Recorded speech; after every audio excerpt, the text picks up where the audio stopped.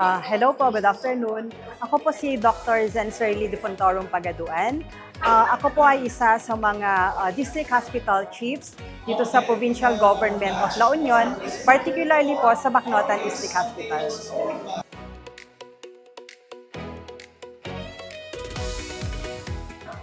Bilang isa po sa mga chief of hospital ng isang district hospital sa La Union, ang isang direktiba po ay of course sa health. Lagi naman pong sinasabi ng ating Governor Mario Eduardo C. Ortega nga ti priority na talaga nga sa lunat. May isang privilege and honor nga makapagserbi iti La Union kadwa ni Governor para iti priority nga makaited iti nasayaat nga serbisyo medikal para kadagiti Ilocos. Data po ti may isang direktiba na nga talaga po nga nakatouch iti leadership tayo. Dito po nga State of the Province Address.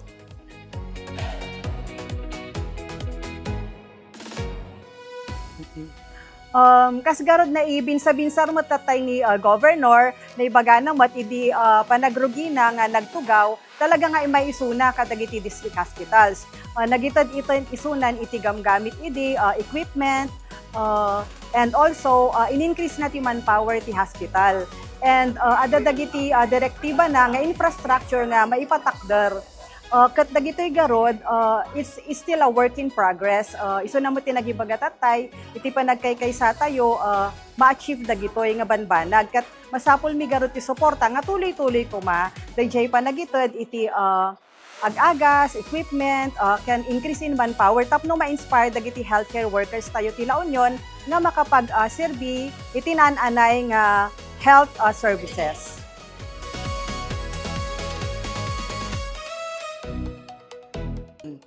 With regards mo at dayjay na streamlining tapno maitod dagitoy nga serbisyo with regards to internal processes awan mo't laon iti problema mi tagamin very supportive dagiti department heads under the leadership of Governor Mario.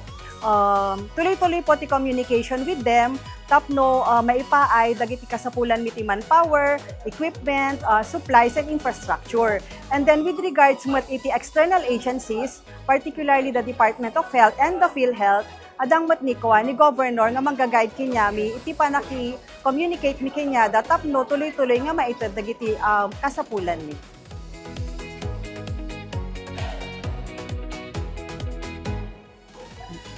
Para kadagiti padak nga agsirsirbi iti La Union, kayat mi nga ited iti ibinsar iti taimpuswan nga panagyaman ni kini Governor Mario Eduardo C. Ortega ken amin nga kameng ti probinsya ti La Union para kadagiti naiteddan nga serbisyo nga mangpa-improve iti healthcare system iti La Union.